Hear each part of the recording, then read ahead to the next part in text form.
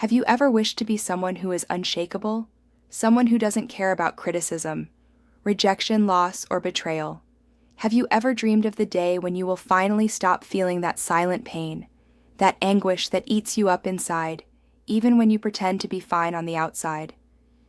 Maybe you're tired of trying to please everyone, of maintaining an image that requires strength all the time, when in reality all you wanted was to rest just for a moment from the pressure of being untouchable. But let me tell you something that perhaps no one has had the courage to say. As long as you try to avoid pain, it will continue to control you. As long as you try to numb yourself, to protect yourself, to hide, you will remain a hostage to everything that happens around you, to the words that hurt you, to the actions that disappoint you, to the silences that kill you inside. And this is not weakness. This is the reality for most people. The difference is that some pretend better than others. Carl Jung, one of the greatest names in depth psychology, said that we are not what happens to us, but what we choose to become. And that's where the key lies. It's not about shielding yourself from the world. It's not about becoming cold, indifferent, or untouchable. It's about integrating. It's about bringing to light everything that currently affects you in the dark, because true strength is not the absence of pain, but the full awareness of who you are, even when you are bleeding. If you've made it this far, it's not by chance. This video is for you, who are tired of hurting yourself with everything and everyone. It's for you who feel that you are always at an emotional disadvantage, as if other people have a power over you that you don't understand. I want to show you that it doesn't have to be this way. But for that, you will have to face some truths that may hurt. And perhaps for the first time, this pain will set you free. Let's get started. You believe that what hurts you is out there in the actions of others, in poorly chosen words, in the abandonments you have suffered, in the betrayals you did not expect. But the truth is brutal. None of this really has the power to hurt you, unless there is already an open wound inside you. What hurts you is not what others do to you. It is what these experiences activate within you. It is the story you tell yourself about it. It is the old trauma that has never been addressed. It is the emptiness you disguise with strength, with pride, with that desperate need to seem well-adjusted. Jung shows us that the pain we feel in the face of the external world is merely a reflection of what has not yet been integrated into our internal world. That is why some people can go through devastating situations and still maintain clarity. While others crumble in the face of a simple comment, it is not about what happens. It is about where it hits you. And here comes an uncomfortable truth. You still suffer so much because on some level, you believe you can control how the world should treat you. You are still trying to be good enough, smart enough, strong enough, understanding enough, as if that guarantees that no one will hurt you. But control is an illusion, and as long as you cling to it, you live in constant tension, trying to predict the unpredictable, trying to avoid the inevitable. Do you want to stop suffering? Then stop protecting yourself from suffering. What you need is not more control, but more awareness. As long as you believe that people need to change. For you to stop feeling pain, you will remain enslaved by the actions of others. Your freedom begins the moment you understand that everything that comes from outside only has power if it finds an echo within you. And this is exactly where the true battlefield lies. The unconscious. What you do not see, do not understand, and do not master. Masters. You. And this is what we will explore in the next part. Get ready to dive one level deeper, because that is where true transformation begins. If this content is making sense to you, click the subscribe button and subscribe to the channel. Thank you for your support. The biggest lie you've been told is that you are in control of your life when wake up, because you're not. At least not as long as you continue living on autopilot, reacting without knowing why, feeling without understanding where it comes from, making decisions that you later sabotage. Carl Jung made this clear when he said, "Until you make the unconscious conscious, it will direct your life, and you will call it fate." And that is exactly what is happening to you right now. The pain you feel, the anger that explodes out of nowhere, the sadness that invades you without explanation. None of this is random. They are messages coming from parts of you that have been forgotten, ignored, repressed. Jung referred to this dark territory as the unconscious, and it is not just a cloud of vague thoughts. It is an active force, an entire system of memories, trauma, desires, and fears that you do not want to face, but that continue to decide what you feel and how you act. You wonder why certain words destroy you, while other people don't care, because those words touch sensitive points within you that are still alive. And if they are alive, it is because you have never confronted them. You have only pushed them under the psychological rug, and now you keep tripping over them. Jung said, "We cannot change anything until we accept it. Condemnation does not liberate it, oppresses. And what have you been doing? Judging yourself, repressing yourself, silencing yourself, as if that would solve anything. The truth is that the unconscious does not disappear. Just because you ignore it, it only finds more dangerous ways to manifest in toxic relationships that you repeat in patterns of self-sabotage that you cannot break in anxieties and fears that arise when everything seems to be going well. This is not bad luck. It is your unconscious trying to wake you up, but you insist on sleeping. Do you someone who is no longer hurt? Then stop running away from what is inside you. Because as long as you do not know your unconscious, you will be a puppet of your ego. And the more you try to protect yourself from external pain, the more vulnerable you become to internal pain. But there is a way out, and it is not in defending yourself. It is in integrating yourself. Because becoming untouchable is not an act of resistance. It is an act of deep knowledge. This is what we will see next. What does it truly mean to be someone who is unshaken? And why does this strength not come from armor, but from acceptance? Let's continue. Most people believe that the only way to avoid getting hurt is by closing themselves off. They build walls, create masks, develop emotional armor, and pretend that nothing affects them. They say, "I don't care anymore. I couldn't care less. Nothing gets to me." But inside, they continue to bleed. They keep corroding, because the problem was never about feeling. The problem is not knowing what you are feeling and why. And this only happens to those who do not yet know themselves.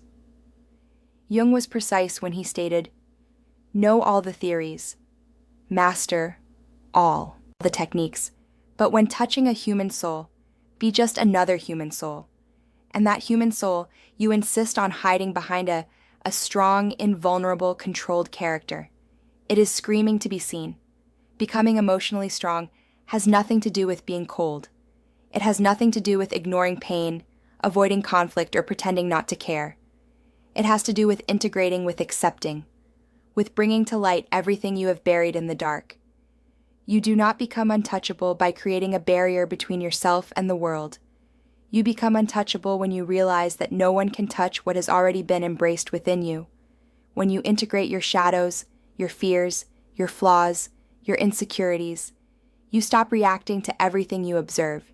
You choose. You are no longer an emotional puppet, and that is true. Freedom.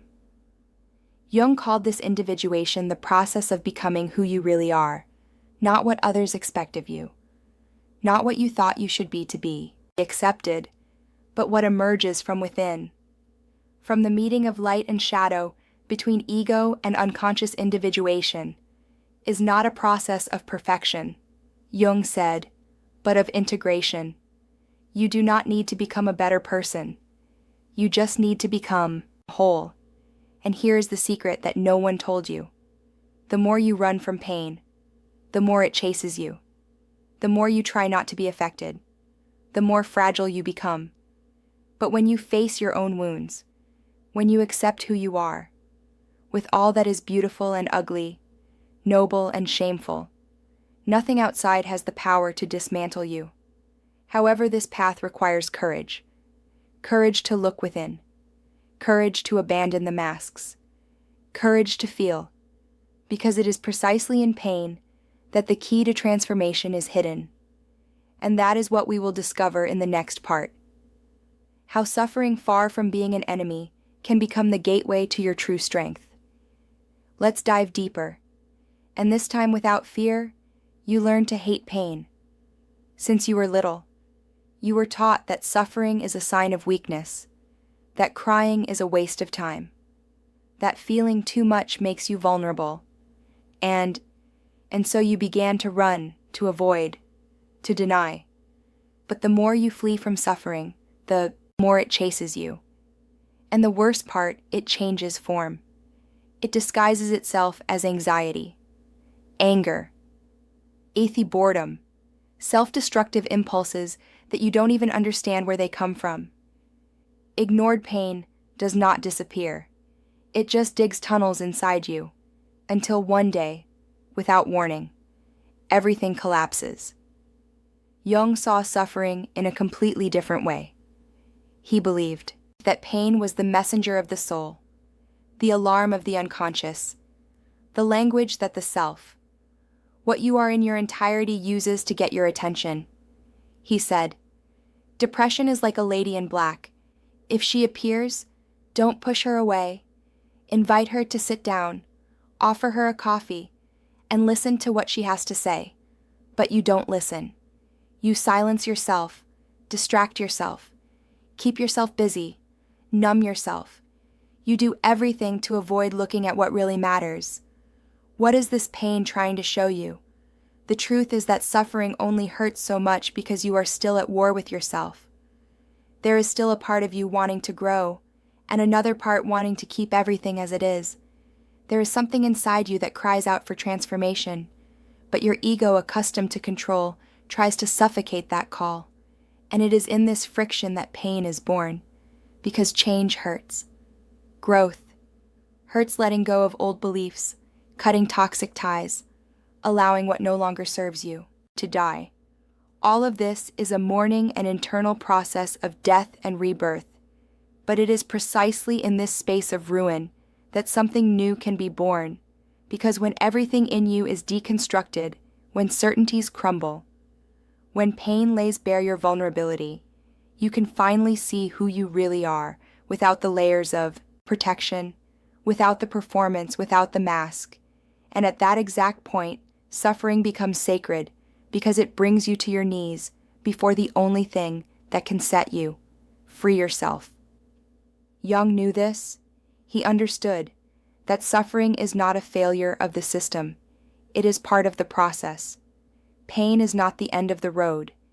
It is the beginning of the journey towards individuation. The problem is that most people give up before crossing that dark valley. They flee. They distract themselves. They return to the surface, but not you. If you have made it this far, it is because you are ready to cross. And in the next part, we will understand how this crossing process happens, how the path of individuation, no matter how lonely and brutal it may seem, is what finally sets you free. Let's continue. It's getting deeper. Now, few people have the courage to begin the journey of individuation, and even fewer have the courage to complete it, because this path does not promise. Comfort does not offer guarantees, does not protect your ego, it destroys it. Jung referred to individuation as a process of becoming who you are, but this means above all, unlearning what you think you are, and that hurts more than any external rejection, because you start to realize that much of what defined you until now was an illusion. You are not your achievements. You are not your traumas. You are not the image you constructed to be loved, respected, or admired. All of this was what you created to survive, but surviving is not living, and individuation is life's call. Beyond survival, it is when the unconscious begins to push everything that has been repressed, hidden, and distorted to the surface. Individuation requires the dissolution of the persona Jung wrote for. It is merely a mask of collective convenience. In other words, you will need to tear off your own skin to discover what lies beneath it is, in this process that you begin to become untouchable. Not because nothing affects you anymore, but because you have already gone through the fire. You have faced your monsters. You have looked into the eyes of your shame, your neediness, your anger, and said, I see you, and you no longer control me. It is this internal clarity, this lucidity, in the face of your own darkness, that gives you a strength that does not depend on approval, recognition, or control. You no longer need to be loved by everyone. You no longer need to win every argument. You no longer need to appear strong, because you know who you are, and no one can take that away from you. True emotional armor is not a shell. It is a core. It is the integration of all your parts into a center of consciousness that remains unshaken in the face of storms. You may feel pain, but it does not break you. You may be hurt, but you do not lose yourself because you have stopped being reactive and have become whole. You have stopped living on the surface and have begun to inhabit the depths. However, this depth comes at a price. Loneliness, not because you will be alone, but because few people can accompany you on this journey. Most are still trapped on the surface in masks in the fear of feeling. And when you begin to free yourself, you inevitably distance yourself. But this distancing is not rejection, it is maturation. You do not distance yourself out of pride. You distance yourself because you no longer fit where you once hid. And this brings us to the final point of this journey, consciousness as a shield. Because it is not strength that protects you, it is clarity. This is what we will discuss in the last part. Consciousness as the only state in which nothing, absolutely nothing, has more power over you. Let's finish this. Crossing together, we are almost there. Now that you've made it this far, there is something that needs to be said very clearly. Nothing, absolutely. Nothing will shield you from external suffering. If you remain unconscious of what happens within you, the words will continue to hurt. The rejections will continue to sting. The losses will keep bringing you down until you awaken. An awakening is not a magical event. It is a daily choice. It is looking within, even when it hurts. It is taking responsibility for everything you feel, without blaming others, the past, or fate anymore. Carl Jung said, "What you resist persists. What you accept transforms." You have spent your whole life resisting the fear of not being enough, the emptiness of rejection, the pain of loneliness, the anguish of not feeling seen. But what did you do with that? You hid. You silenced yourself.